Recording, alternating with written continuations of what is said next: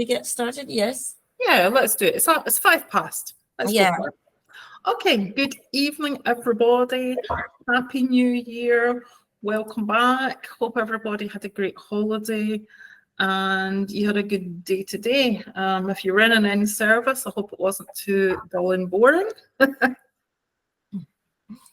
Yeah. So obviously, it is a busy time as always for us computing teachers. Prelims are about to begin and revision lessons will soon be on the way. And obviously the coursework should be released soon for National 5 and higher. Absolutely. Important dates are coming up. The coursework will be published on the SQA Secure site very soon. Talking to colleagues today, discovered it was 5 weeks till our February holiday. Some of you might be in the same boat, and that's both terrifying and great news. As you know, the National 5 coursework must be submitted by 14th of March.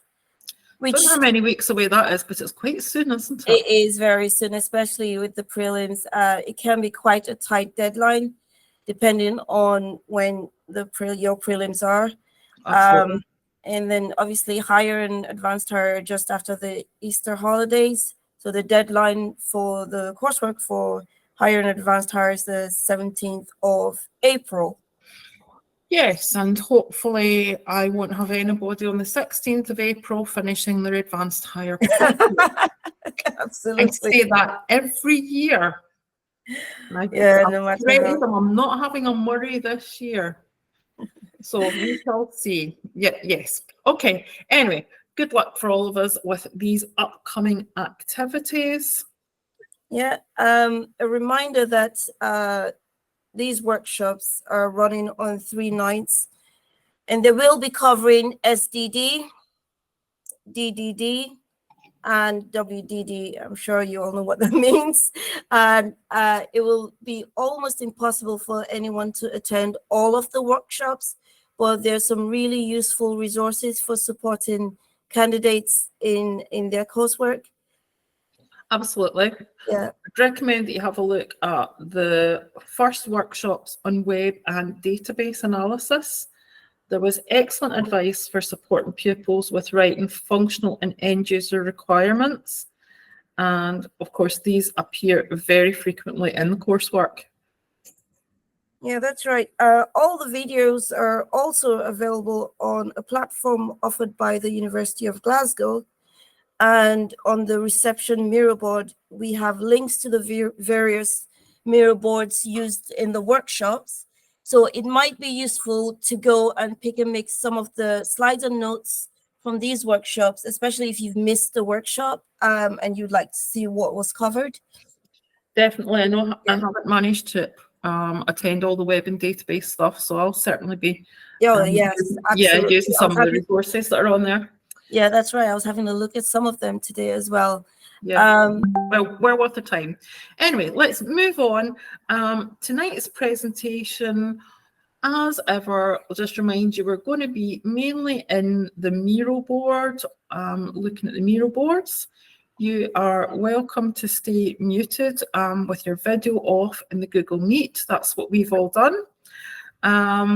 We will be monitoring the chat in Miro and in Google Meet. I think that our senior tutors, Mark and Tony, will primarily be doing that, which is excellent. Thanks, guys. Yeah, that's right. So if you've got any questions, just obviously post it into the chat. We also recommend following the presenters. So you can see which slide we are talking about. If you accidentally move away, you can always rejoin the presenter by leaving and rejoining the board at the top.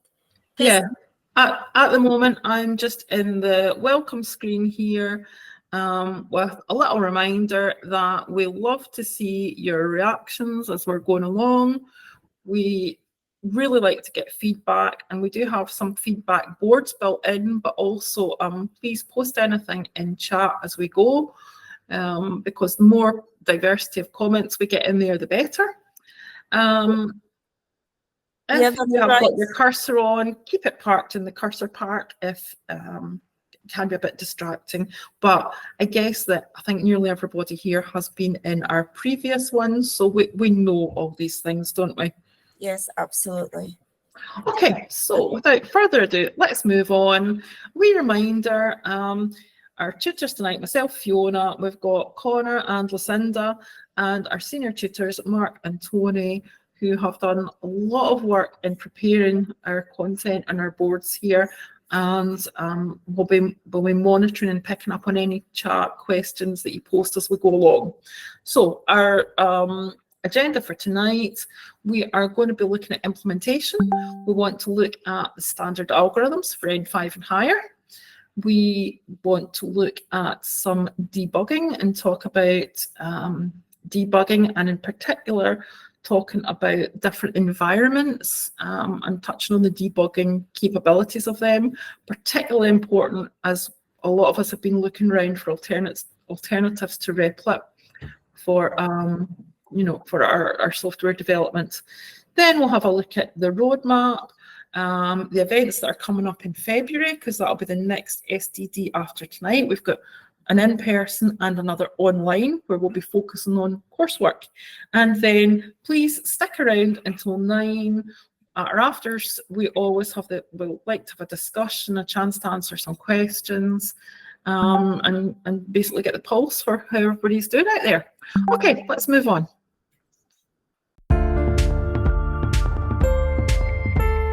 Okay, so please type in the feedback if you've attended any of the other workshops, or if you're new on here, just to ensure that you can type in any of these sticky notes.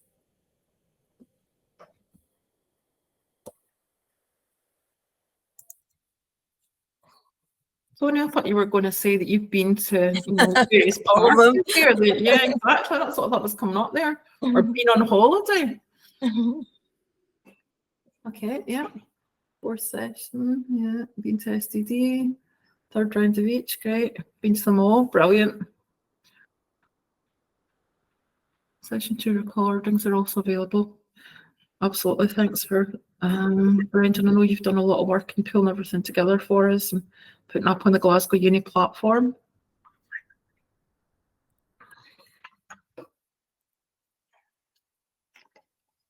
And we're glad to have you here tonight, Gordon, first time STD, brilliant. Okay, let's move on. We're ready to start. I'm going to move on to our first N5 standard algorithms, and we're looking at input validation.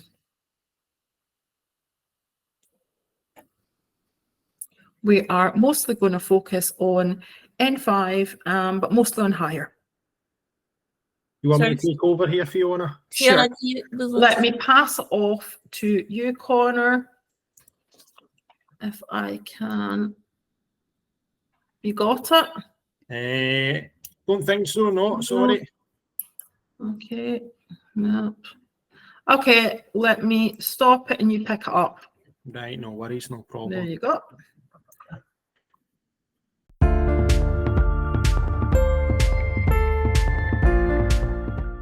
You all see that okay? Yes. Good, there's I'm with you. Yes, that's fine.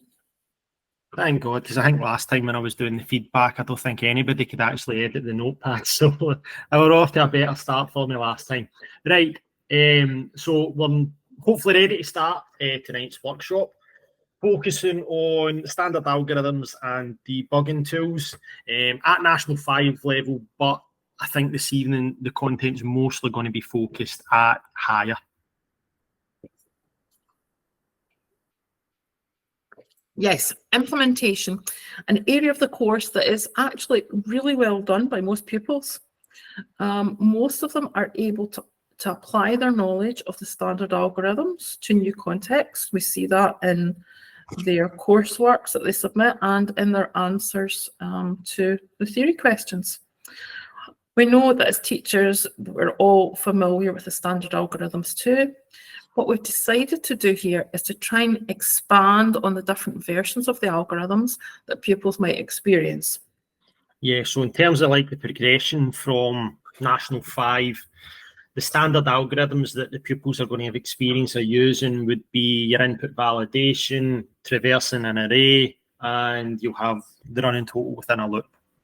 Yep. Anyone who attended the recent Advanced Higher Understanding Standards events, either in the East or the West, will know that input validation is essential in every type of project. There are overlaps with web and databases because you're thinking about validating form inputs, validation checks for database inputs. So it's a key theme running through from N5 right up to Advanced Higher. Yeah, I think if we're looking at National 5 software design and development, it can be useful if we consider some of the different variations of the input validation algorithm first of all. So you can see here we've got 4 different variations up on the screen. The first 2 on the left, they're sort of fairly standard algorithms to perform just like a range check. So as a numerical value between 2 acceptable values. If your pupils have Python, for example, like my guys do, we are using Python, they might have exclusively seen version 1 with the condition at the beginning of the loop, and using the loop to repeatedly ask for an input while invalid inputs are entered. It's good to expose them to version 2 as well, though, in case it ever comes up in coursework or in an exam question. Version 2 uses a repeat until a valid value is entered, meaning that the condition is the opposite of the one used in version 1. Yeah, so maybe a good way to try and sort of check pupils' understanding could possibly be a test table if you give them maybe normal, extreme, and exceptional values, and then ask them what they would expect the output to be. Yeah, get them to work through it. Maybe put in some deliberate errors, mixing up the greater than or less than, changing the equals operators, just to see if they can trace it through and spot where the errors in the logic is.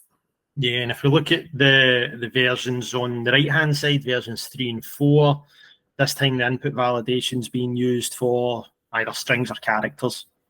Yeah, for example, some sort of password checker, that's a pretty common example, I think, that we all code. Version 3 is a fairly standard one, and it requires the exact string to be entered, just like a password checker. Yeah, whereas I think maybe version 4, down that bottom right one there, that's probably one that I think pupils have found a bit harder to understand or use. Maybe that complex condition there is probably going to be a wee bit unintuitive. Yeah, handling the complex condition, definitely more challenging for them. If there are 2 or more acceptable inputs, then you must check that none of them are entered. So logically, you think of OR. If we enter a valid value 1 or 2 or 3, then it's accepted. But with the condition at the top, it's the invalid value that we're checking for. Yeah, so that's maybe where pupils sort of get tripped up on a wee bit. The condition has to be that all the conditions are going to fail. So each condition must equal false. And then that's when you use that and, so that the entire statement is false. Yeah. Thinking about last year's N5 coursework, which I just loved. No, I really didn't. There were 3 possible inputs for the charger rating. So we could use this style of validation to check that one valid value was entered. It's a good idea to ensure that our N5 pupils are familiar with all of these examples of validation. Make sure that they can code them, that they can go through them and debug them, and that they can describe what's happening in them as well. They understand that.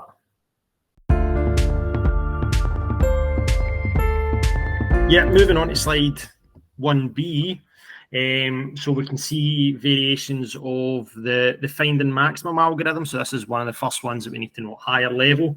All of these are easily adapted, obviously, to switch it into the find and minimum one. Just probably a case of switching maybe either the variable or the array, and also the symbols.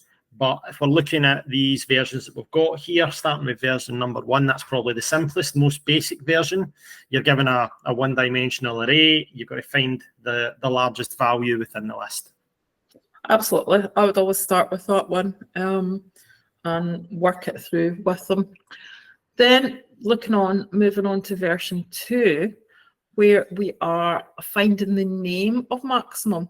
So version 2 is a bit of an upgrade on version 1, and it relies on parallel arrays or an array of records. We've called this find the name of max, but what we're meaning is just to find a corresponding value in a parallel array to a corresponding value to the max value. Here we can refer to ideas of efficiency with them. If we have to record several corresponding values from parallel arrays, then that occupies space in memory, making it less efficient than if we were using an array of records. Yeah, so if we look at version 3, we're just simply finding the position of that maximum value. So if you've taught it this way before, then this is a version that's probably going to be one that's easily adapted so that you can work with multiple parallel arrays or arrays of records, and you can display any number of corresponding values in a more efficient way. I like version 3 because it's flexible. If they find the position, then they can apply that to all of the parallel arrays and come up with whatever they're asked to find, whether it's one value or several values. And I really like version 3. I quite often teach that after version 1, I must admit, because I really like getting them familiar with it. Yeah, and then that leads us on to version number 4, and this one's maybe a wee bit more tricky. I think this has appeared in the exam papers before. If I think about the finding the most expensive three-star hotel, I think it was, you can't start from index 0 since you can't know if it's a 3-star hotel or not. So how would we maybe try and approach this style of question?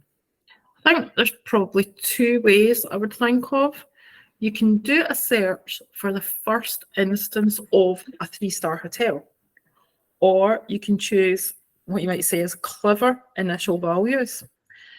If you're looking for a minimum, initialize the minimum to be a really big value, or for a maximum, set the maximum to be initially a very small or a negative value. But with that, you have to watch out for the context and check, could there be negative values included in the array? Yeah, so I think we've sort of gone with the second approach here. So we set your maximum price to be -1 initially, and then any 3-star hotels you'll find will be more expensive. Yeah, this definitely adds a level of complexity. So I would only introduce this style of question once my guys were comfortable with the other variations. I'd only move on to, lastly. Yeah, on our second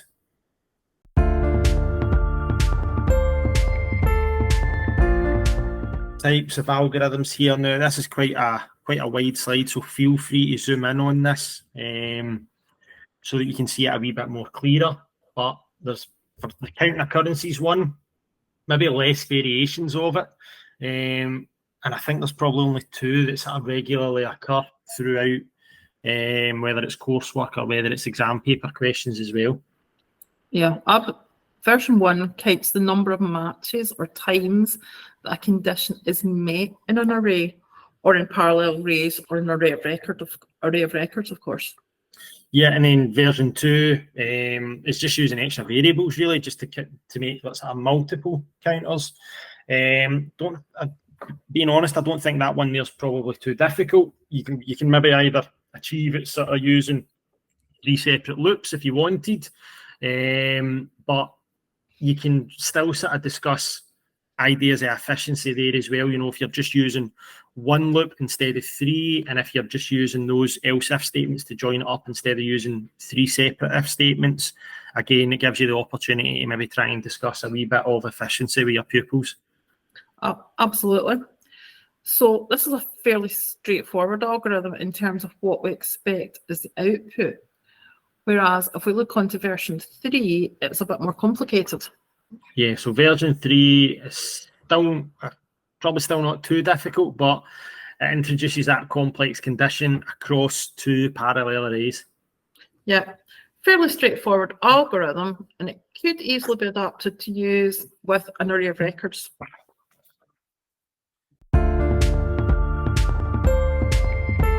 We move on to slide 1D. So we can think about sort of linear search this time.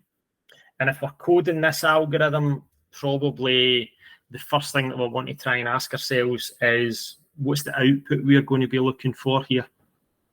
Do we need to check for the presence of an item in a list? E.g., is an email already registered?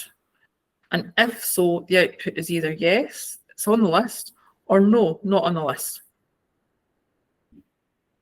Or, you know, another question might be, where does an item appear on a list? So, if, for an example, if we're looking at maybe number 9, whereabouts does that appear on the list?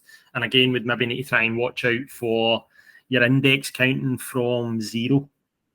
Yeah, then we might want some corresponding elements from a parallel array or another field in the array of records. For example, let's look in at version 4 there, finding the corresponding values, where we might want to find corresponding subjects once we had searched for and found a particular pupil. And then again, another thing there to sort of pick up on is there might be multiple outputs. It might not just be one output. So we might have an example of, if it was going to relate to maybe like the templates that we've got here on the screen, it could be something like finding the name and the price of all items in stock, and they're maybe costing less than £50, something along those lines. So there's going to be different versions of this algorithm depending on what output is going to be required, but it's important to remember the feedback. So if an item isn't found, we'd probably recommend a Boolean variable to record if you've actually been able to find a match or not. Yeah, absolutely. And we've also got to decide, pupils have got to decide between whether they're using a fixed or a conditional loop. Conditional loops are more efficient, but they do require them to do a little more work with their coding because they need a counter variable, which they're going to need to manually increment in their code. For example, look at version 3 there, the conditional loop. And if you look at line 11, there is the counter being incremented. Fixed loops can be easier for them to code, but they're typically less efficient, particularly if they are applying it to a very large data set, because they're looping through all the entries in the array. Yeah, so if we're looking at these examples here, we'll start with the first one there at the top left. So for version 1, it's probably the most basic one that there is. It's just simply checking if a value is found or it's not. So probably uses an inefficient fixed loop, but it does the job. Absolutely. Version 2 is very similar. The only change being the output, whereas whereabouts in the list does the value appear. If it's the first item in the list, it would be at index position 0, of course, and they can output that, or they can add 1 to the index position to say that it is item 1 in the list, which is probably a bit more elegant, isn't it, as your output? If we're looking up at the top right now for version number 3, again using the conditional loop. So this time that conditional loop is going to stop whether an item is found or the end of the loop is going to be reached.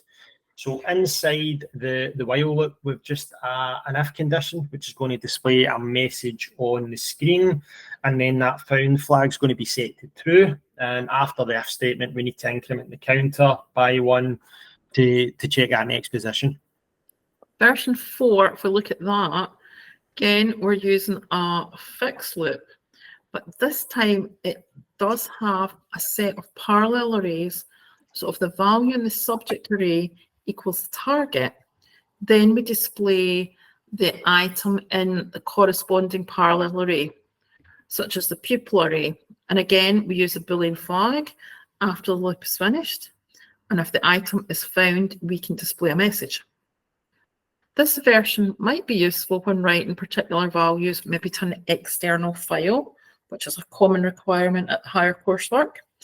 And it's also useful for outputs of multiple responses. If we think about last year's higher coursework, the theme park, wasn't it? I think so, yeah. So there, obviously, we'll be aware of those algorithms, and we're trying to then think of ways in which we can remind our pupils probably the best way that they can try and remember the steps taken to complete it, whether it's in the coursework, whether it's in the exam paper. So on this slide here, we've tried to describe an acronym that might be helpful in supporting some students to try and remember their algorithms.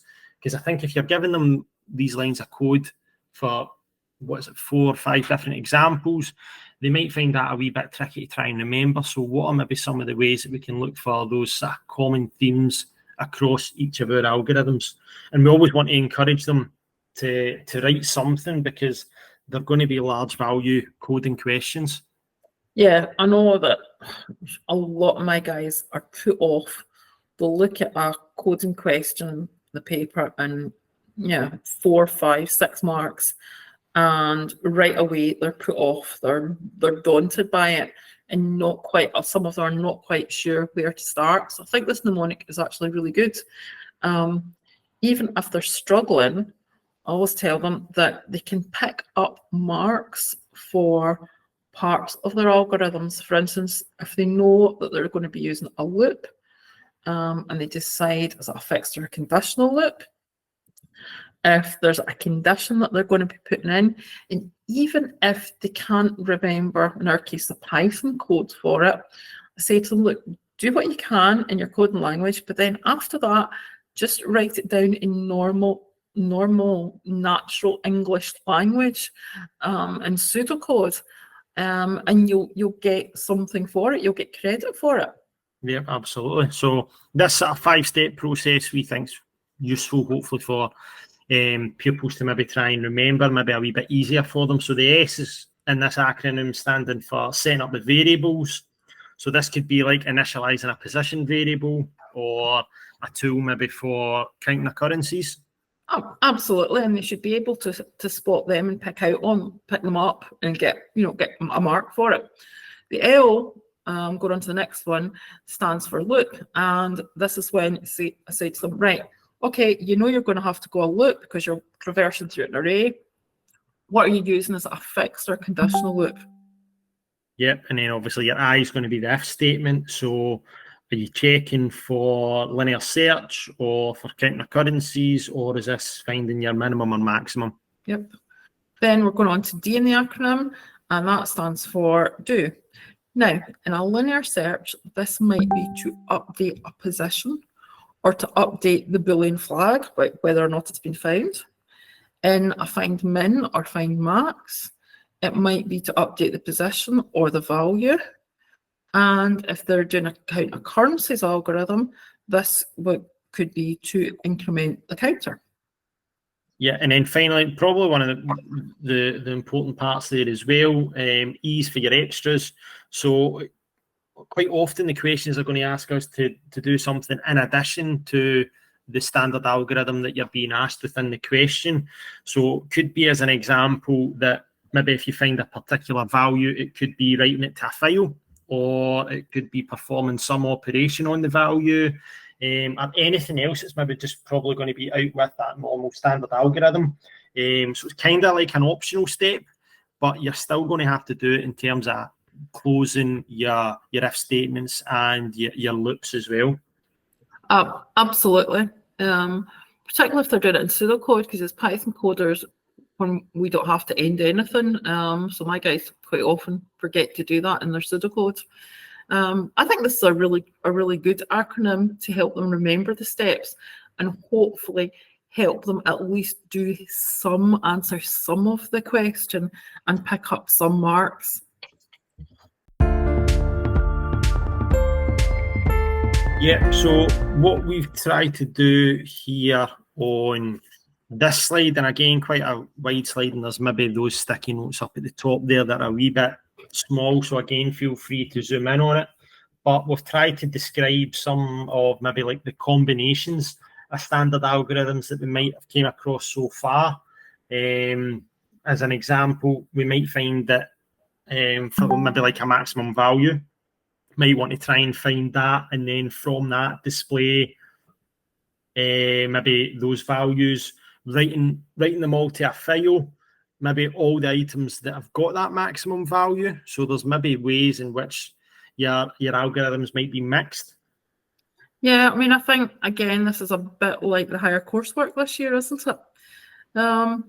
It's also very similar to if we were using subqueries in databases.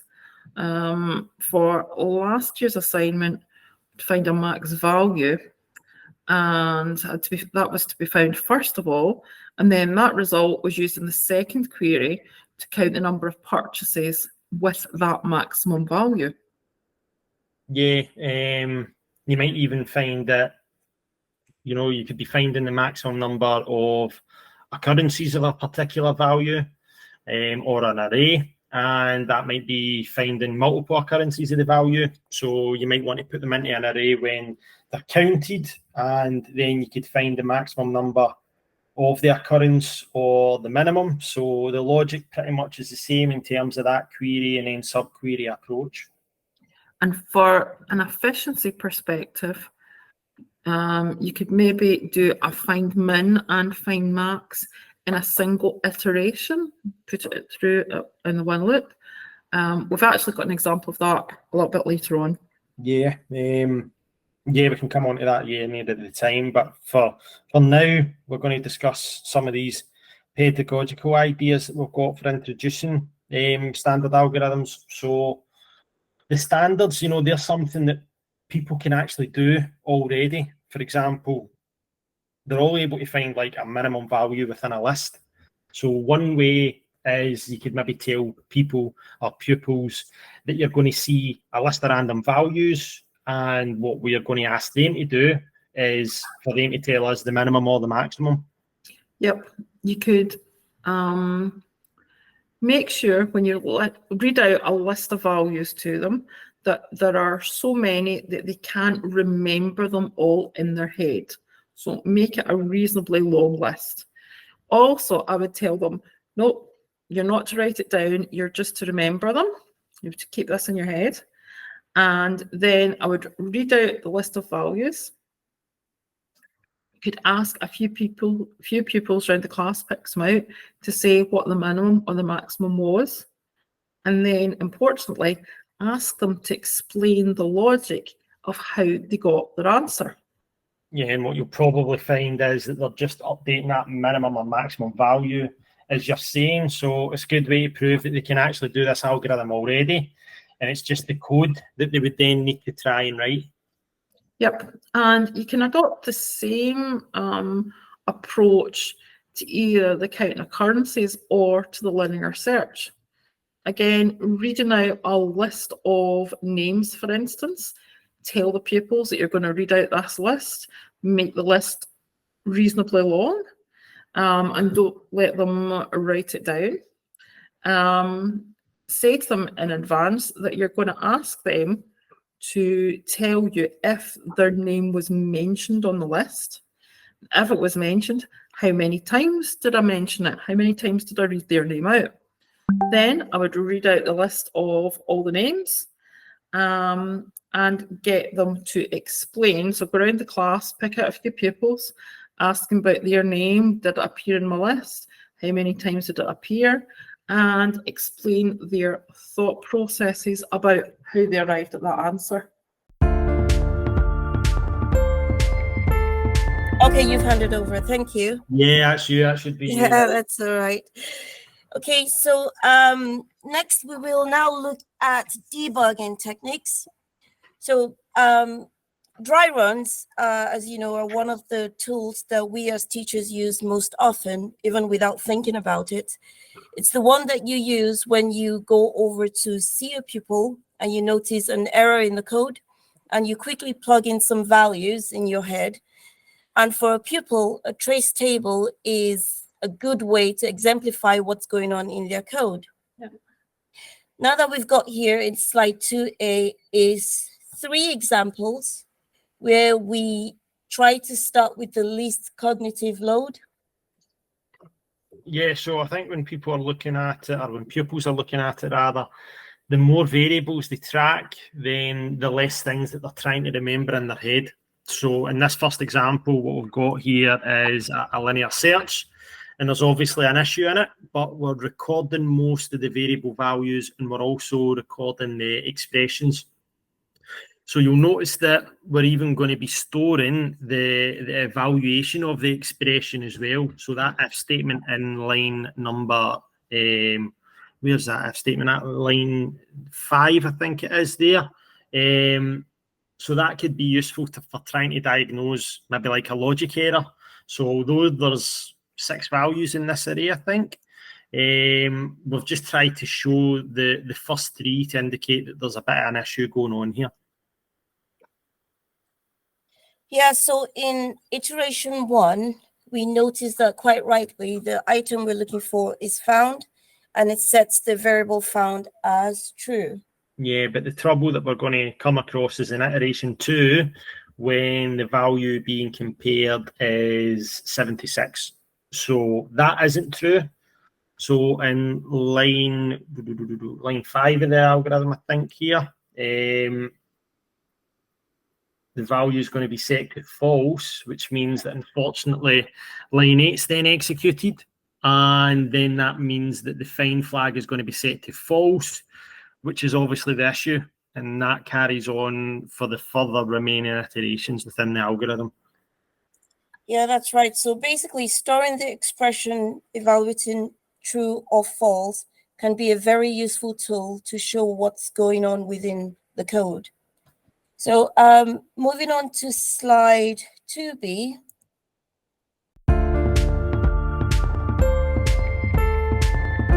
Yeah, so for this one here, it should be showing the minimum algorithm, but it's also again got a logic error in it. And what we've done here is we're not storing every expression, so there's going to be a little bit more cognitive load required for our pupils. What we notice is that unfortunately this statement is set slightly wrong, maybe the wrong way around. So you'll see that it's evaluating as true when it actually finds a bigger value. Yeah, so that we basically end up storing a max instead of a minimum. We're going to discuss this in more detail later on. An interesting question here would be, what is the best line number for breakpoints so that we can actually see where the issue is? Yeah, so probably a good breakpoint line for that one is probably going to be number 4. Yeah. Because in that way we can actually check the minimum position in the X values, and then we could maybe step in and see what the minimum position is and what that is being updated to. So that would indicate that something's going wrong with the if statement in line 4 as opposed to maybe the actual assignment in line 5. Yeah, that's right. So basically this leads us to slide 2C. Right, so in slide 2C here, it has an attempt to find min and find max in a single iteration through the array. Now, this would definitely be the hardest trace table for pupils to achieve, because you'll notice that we're only storing the maximum value and the minimum value at the end of every iteration. Yeah, so there's probably a big cognitive load here for a pupil in that they're needing to keep in their head the evaluation of the expressions and what values are being checked. But again, what we'll see is that the if statement for the find min is working okay, but because it's been set to an else, it's going to erroneously update the maximum value in line number 8. Okay, so we are going to then now move on to slide 2D.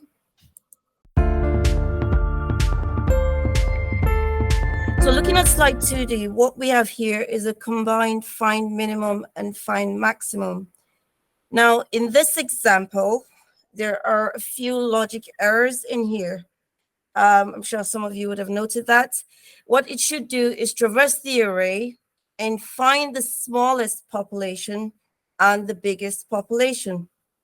But what's happening is when the find min is being triggered, rather than storing the X counter value in the variable min pos, it's actually storing the value in min pos in the X counter variable. So it's causing issues with the loop. And for the find max, the if condition obviously isn't accurate as well. So there are various issues in this algorithm. Yeah, this is probably going to be a tricky one for a pupil to debug if they couldn't actually see it. So as we've mentioned the breakpoints previously, we're going to have a wee bit look in a wee bit more detail here. So if we are trying to put ourselves in the mind of pupils, sometimes they're probably going to be inclined to put the breakpoints down at lines number 13 and 14, just beside where that red circle is there on the screen. Yeah, now that would be okay in that if you halted it there, on lines 13 and 14, you could see what all the values were, but it's not really going to help the pupil work out why they've got an issue with this algorithm. So perhaps what they might then do is they might work out that the value stored in min pos variable isn't what it should be, and they might then determine that a breakpoint is required on line 7 to debug the min pos variable. Yeah, so that would be a good one, and that it helps them maybe see what values are being assigned, but yeah, it still probably won't help them with the fact that there's still an issue with their finding max. So they might want to put a breakpoint on line 6 or 7. Sorry, not 6 or 7, 6 or 8 rather. Yeah. At which point they could probably check the values in population X and also population max. Plus, you can use that step through function to see if the assignment in maybe line 7 or 9 is happening. Yeah, I do think that this is a really good tactic, because just because you can halt the code doesn't necessarily mean the response will be helpful. What is most important when you're using breakpoints is ensuring that where you stop the code will be useful to solve, obviously, the error within the code. Yeah.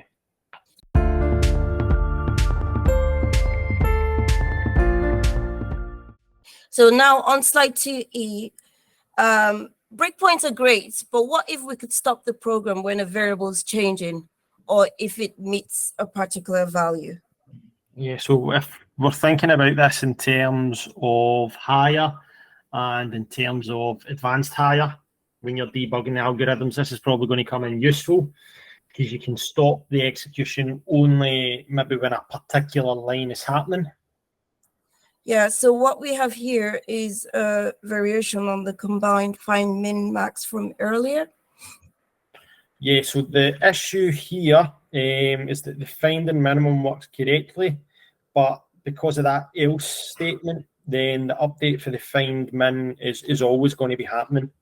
Yeah, that's right. So now we could put a breakpoint on line 6 to halt every time, but this may mean a lot of step throughs the code until you find a value, especially if you've got a large data set, until you find a value that causes line 9 to be updated.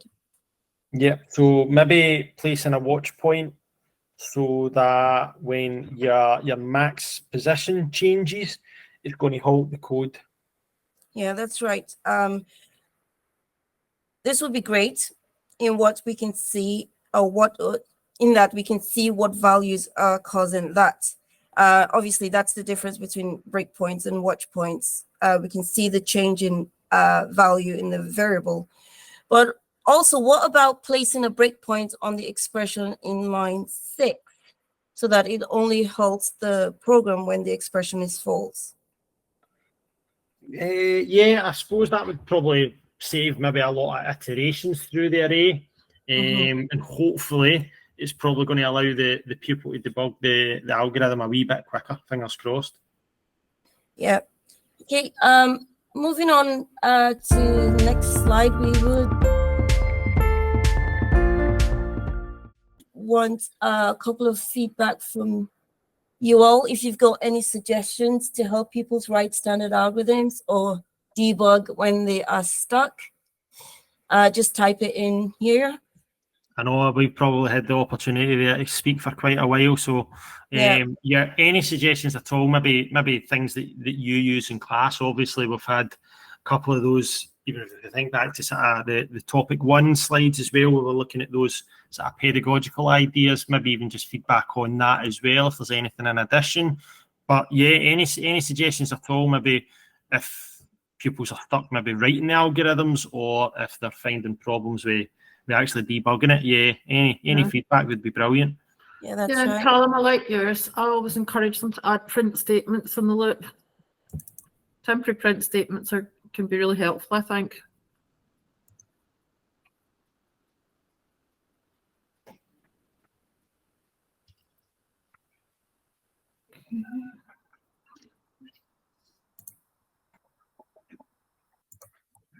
Yeah, describe how you would do it if the values were printed on a piece of paper. Absolutely.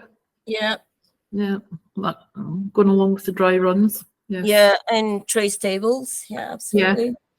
Yeah, sometimes it's a good idea. I know we're trying not to use bits of paper, but sometimes it's quite a good idea to have a wee sort of trace table. Yeah, absolutely. Just take away the computer and make them do it on paper. Yeah. That's through your algorithm on paper. Yeah. There are a few occasions like that when online is all very well, but paper sometimes old school helps.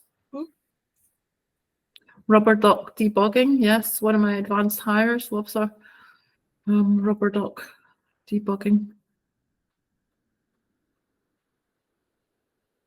Although in our class it happens to be a random person who's not in the class, whose picture appears on their computer and they explain it to them.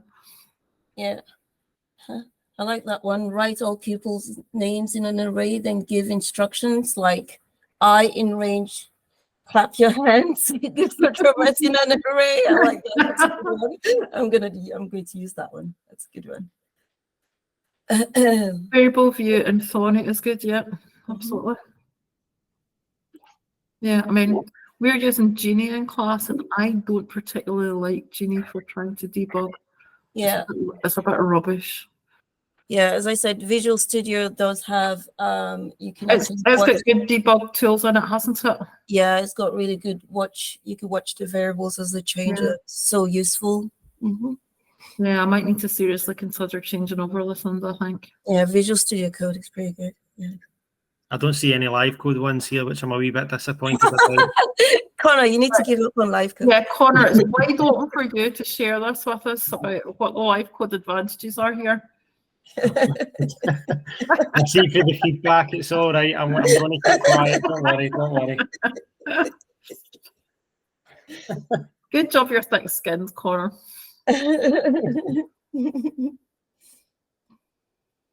Yeah, I've never heard of rubber duck.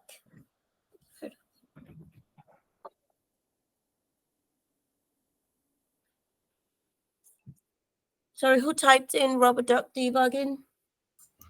That was me. You get the pupil to basically explain what's going on in the program as if they're explaining it to rubber duck, and you usually find by the time they've walked through what they think their program's doing or what they want that line to do, they suddenly go, and they suddenly spot their They own see it. copy. They see it for themselves, don't they? Yeah. Yeah. It's like that thing when a pupil asks for help and you deliberately wait 30 seconds and then by the Yeah, time that's you right. And they figure it that- themselves. Yeah.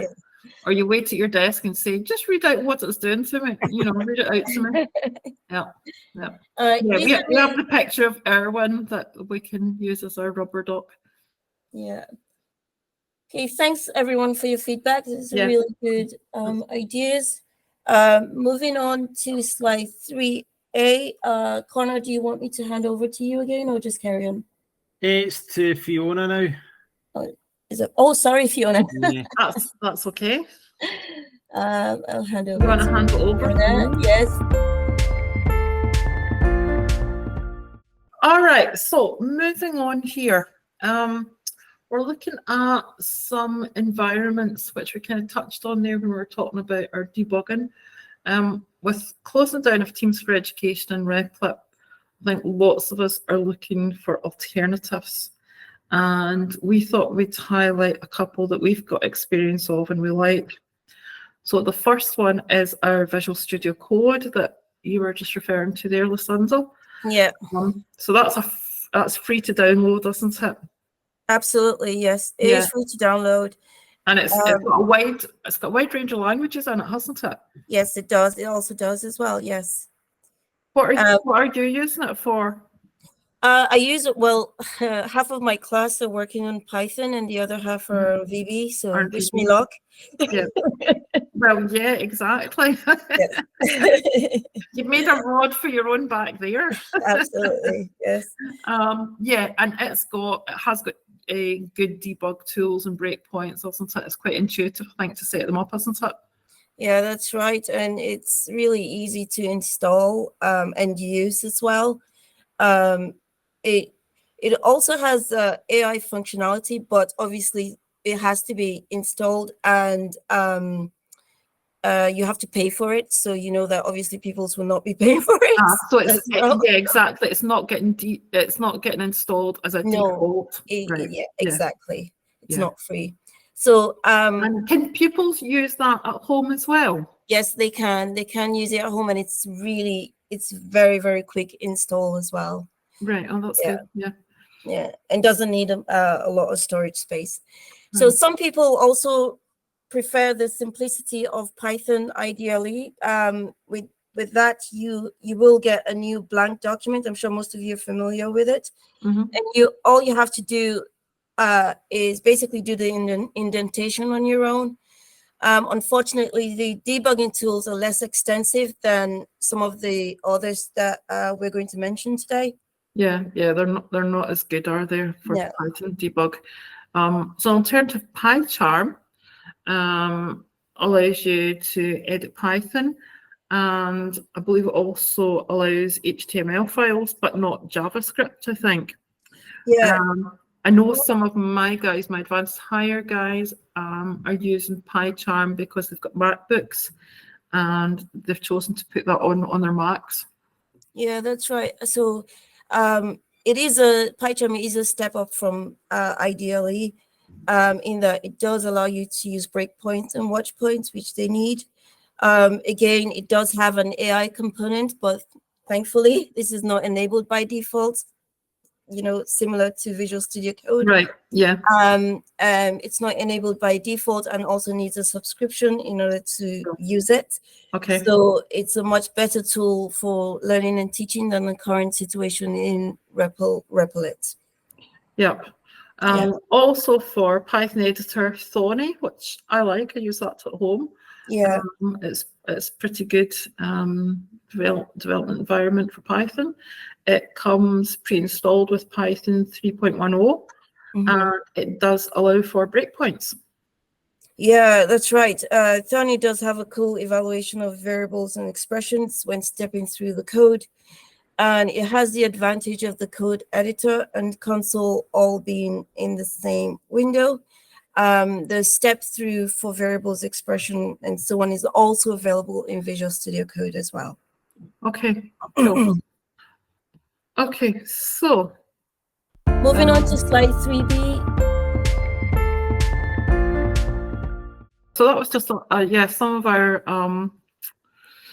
environments that we like and have used. So if we can move on, these workshops are meant to focus on 9-5 and higher. That's what we said at the beginning, because advanced higher, some of that had been going on last year. But having mentioned breakpoints, we did want to touch on how these can be, the use of them can be very useful for pupils with their evidence for their advanced higher projects. And because this area is one which we often see is not very well done when it comes to them presenting the evidence for this part of it. Yeah, that's right. Yeah, it is quite difficult to for pupils to show that they've completed the necessary requirements. So some advice from the Understanding Standards event we mentioned earlier.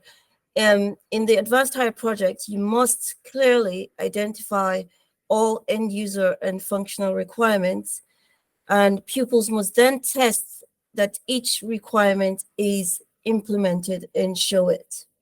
Yeah, breakpoints are an ideal way to do this because they can easily take a sort of a before and after screenshot while the code is running. Yeah, that's right. So imagine if you have to connect your program to a database server, which most advanced higher, well, all advanced higher projects have to, and run a query and store the results of the query in a data structure.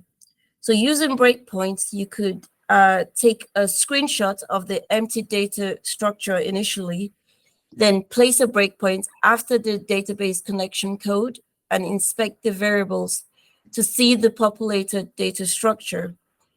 This can be used as evidence of that requirement working as expected. And it's really, really useful because it's very, very easy for the markers to also see that you have, or the pupil has completed that functional requirements. Yeah, because this is one that's so often missed out, isn't it? Yeah, that's right. We hunt through the code to find their database connections and their queries, and then we hunt for their sort of test evidence showing that they've, you know, that this is working and they've done it. And very often it's something that they just don't have. Yeah, especially for their component testing. Yeah, absolutely. Yeah, absolutely. Another example on where they could use their breakpoints could be for a sorting algorithm, because of course they've got to use a standard algorithm in their SDD. Breakpoint and screenshot the unsorted data, and then screenshot the sorted data using a breakpoint after the algorithm has been called. Yeah, so the example on screen here, just now on slide 3B, illustrates that idea. This would be excellent evidence to include in an advanced higher project. Absolutely. It just lends itself, doesn't it, to screenshots and bang it into that report. Absolutely. Okay, so moving on to 3C. Move on to 3C. Here we go. So the final thing that we wanted to share tonight was just a little bit about using AI to help us to create content, because that is so often the very time-consuming part of what we do. Yeah, that's right. So while we obviously have to be careful about how AI could be used by our pupils as a shortcut to working code that they don't actually understand, it could also be a useful time saver, personal assistant, and content creator for teachers. Yeah, our best friend. So these screenshots are taken from Claude AI, but ChatGPT would work in exactly the same way. Yeah, that's right. ChatGPT would definitely work the same way. So if you have an example question, for example, using National 5 or higher level code, what you could do was paste it into a large language model like ChatGPT or Claude.ai and ask it for similar contexts and other examples. Yep. Yeah. I've used this quite successfully. You could also paste in some code and ask for questions about it to explain and describe what the code's doing. Yeah, or paste in working code and ask it to introduce deliberate errors so pupils can have a debugging exercise. This is so useful, especially for, in fact, you can use this method to get as many examples as possible, to teach, ranging from second year all the way through to our more advanced level. Yeah, I must admit that's something that I have not used it very much, and I'm definitely after this going to make a point of incorporating more of that in.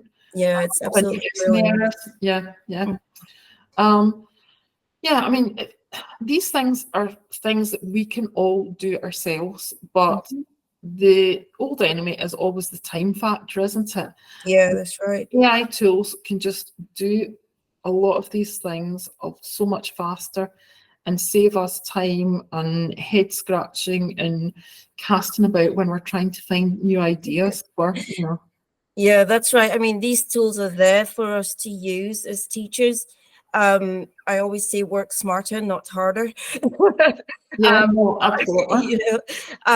These AI tools can be very, very good at creating sample data as well. So, for example, creating populated arrays, generating CSV text files, creating and inserting SQL statements, and so on. Because data for the database topic is just so time consuming to try. Yeah, that's right. And using, ChatGPT or even Bard, I mean, it can generate the data files. For example, GPT-4 can actually generate the data files for you.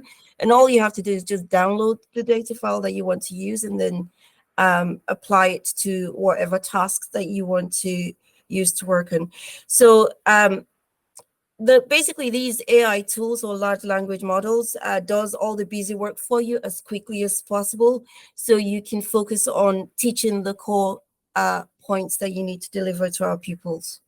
Yeah, absolutely. So we just need to keep it in mind if we're looking to make other programming tasks.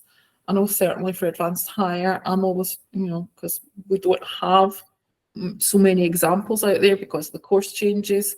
So if you're looking to make tasks, make up homework, make up, class tests, then absolutely turn to AI and see what it can do for us. Yeah, that's right. For example, I've used it. I don't know if anyone here uses Google in their school, as in Google for Education. I've used these AI tools to generate multiple choice questions within seconds, and then just apply them to practice sets within Google Classroom, and just use it as a formative assessment very, very quickly for pupils to answer questions. It's been absolutely brilliant. I mean, questions that would take, a long period of time for me to actually, create those questions. It does it really, really quickly. But remember, everything has to be checked. So you can't just basically just accept everything it's written. You have to check it, because obviously these language models, large language models, are still being trained. So you're not guaranteed to get perfect code or questions every time. So for example, here, looking at the board here, look at question 3 here. Obviously it says here, why can't a single array with nested arrays be used instead of the array the way it's written? So you can also see that question wouldn't be appropriate for a higher level. So you always have to check and customize output. But obviously these AI tools can be a big help. Absolutely. I mean, the only thing that I've found problematic was some advanced higher database content and questions where it was just a bit off the mark. It wasn't correct. But yeah, so always checking it. I'll tell you another thing that it can't do. It can't plan a Christmas dinner, because I asked it to plan ours. And if I'd followed it, we would all have been down with salmonella by, the following morning, I would say. So yeah, I mean, it's not there for that either. Just to mention another thing I've also done with these tools, I've actually on GPT-4, I've basically Because you're uploaded on a the paid past. version, aren't you? You've got a subscription. Yeah, that's a paid version. I've Mhm. uploaded a past paper and asked it to generate similar questions from that past paper. And it does it really, really quickly for you. And so it's been really, really useful. Okay, and were you happy with the quality of what it generated? Yes, because it's basically using the past paper template as well to then generate kind of similar tasks, but not too similar. Absolutely. Okay, cool. So, if I move us on from this one, we have got a little board here where we've been talking for a long time, and we'd like to get some comments from you guys if you've got any other recommendations for the STD topic, including whether it's development environments for these different languages. Oh, Connor, we've missed putting up live code there. Apologies. Don't know how we missed that one out. So yeah, including development environments or websites that you use for development as well. Kaggle is, no, I've never heard of Kaggle.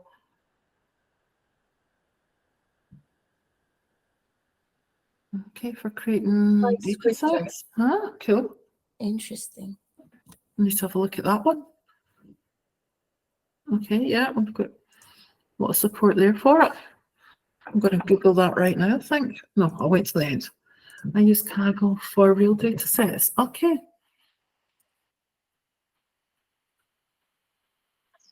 And an interesting one on Star Wars. Oh, nice. Yeah, that would appeal to a lot of my guys. Trinket, yeah. PyScripter, okay. Don't think I've looked at that one. Mockaroo, no.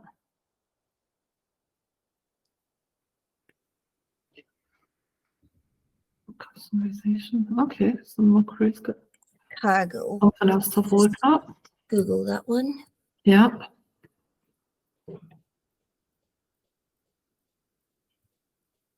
That's for data sets. Okay. Raspberry Pi, yeah. Watch for sharing with guard course. That's not, yeah, fair enough. You can also download every train announcement in Scotland. Oh.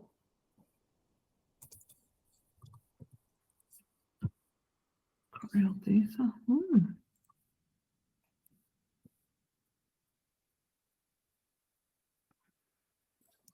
See it sorted. It means, I must admit, I'm not using Java, but you guys use Java, don't you, Lucinda? Just my advanced hires. Right, okay. Yeah. Connor, what about you? Are you using Java? No, not using that. No. Are you using live code for advanced hire as well, Connor?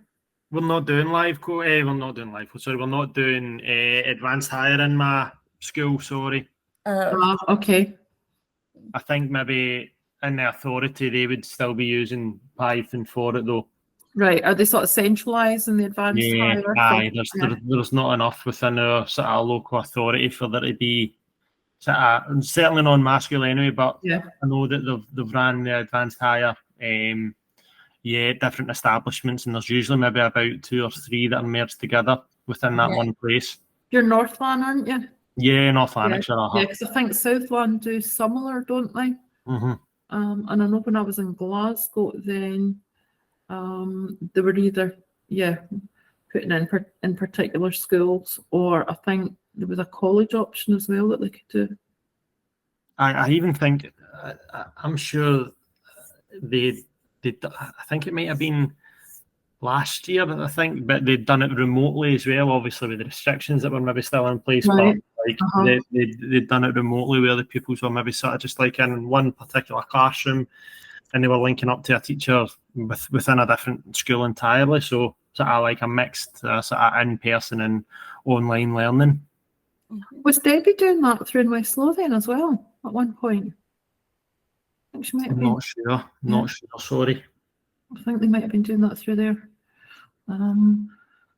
.NET Fiddle for online coding for Visual Basic. Okay, using console commands. Good if still using Visual Studio Pro. Yeah. Cool. Awesome. It's good to know. Excellent. Okay, so thanks very much for that. That's great. And that'll be good for, we can come back to that once we have these boards as a resource to follow up on. Yeah, that's right. Okay, so I am going to hand over now. I'm sending it over to you, Connor. Is that right? Yeah, I think that's us for the night now, which is Just hand over to, or Fiona, just move on to the next. Sorry, I'm just stopping it. Connor, can you pick up there? Aye, sorry. That's us, obviously, for this evening. So this would have been the third in our series of 4 different workshops. So the next one that we're hoping to do is going to be the week beginning the 5th of February. So again, it's probably going to be the 5th of February because I think that would be the Monday. And that is going to be the last of our workshops, and it's going to be focusing on the coursework. And obviously by that time, the coursework's probably going to be published. And we might have actually started it. Some of us might have started it with our pupils. The links to all these sort of course notes, they're going to be sent via email, just as they usually have been. But we've also got an in-person event that's going to be coming up as well. And I'll need to double check that, but I think that's maybe, was that the 3rd of February? Yep, 3rd of February in Glasgow at St. Yes, St. Aloysius College, yeah. And that's supposed to be running from 10 until 1. So there was one last year that I attended as well at St. Aloysius, and it was a really good, it was in an evening, but it was a really good opportunity to try and sort of liaise with colleagues in person. So fingers crossed we'll be able to see as many of you there as possible. Yeah, it's on the Saturday morning, isn't it, I think? Aye, Saturday morning, yeah. And again, that would give us the opportunity to try and, sort of engage in sort of professional discussion. I think the invites for that, and I need to double check, but I think the invites for that are still being sent out. Maybe Tony or Mark will be able to help us out with that one.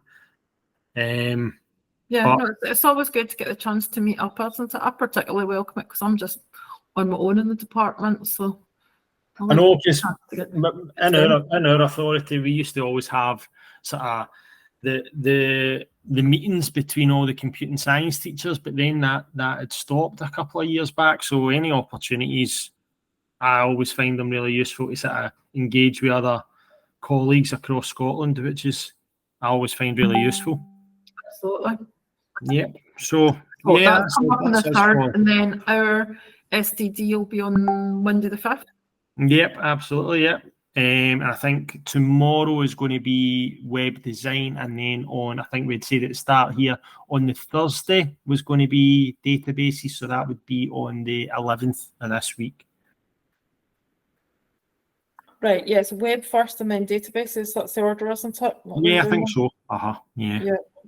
So yeah, I'm sure they would be happy to see anybody that can manage along to it. Yeah, so that's us for tonight. Thanks everybody for turning up. Hopefully you found it enjoyable, and hopefully as always, there's maybe wee things, especially with the discussions there, that we can maybe try and take back to our own sort of learning and teaching, and hopefully implement it as best as we can. And fingers crossed, it all goes well for our pupils, for the coursework, and then remember all these boards are out there available for us to download and use. I know I'm certainly going to use some in the lead up to the coursework. Yep, absolutely. And we will be going back over to our Google Meet, won't we, for our after party? Yes. I think we'll probably head over there just now. Head over there we can have more computing chat, questions that we haven't had the chance to answer. See if anything's come up in the chat on there. Yeah, and Mark and Tony can join us. Are we going to let them join us? Yeah. Well, I suppose we better. Eh? Okay. For anybody heading off just now, though, thanks very much. We really appreciate your support and your contributions.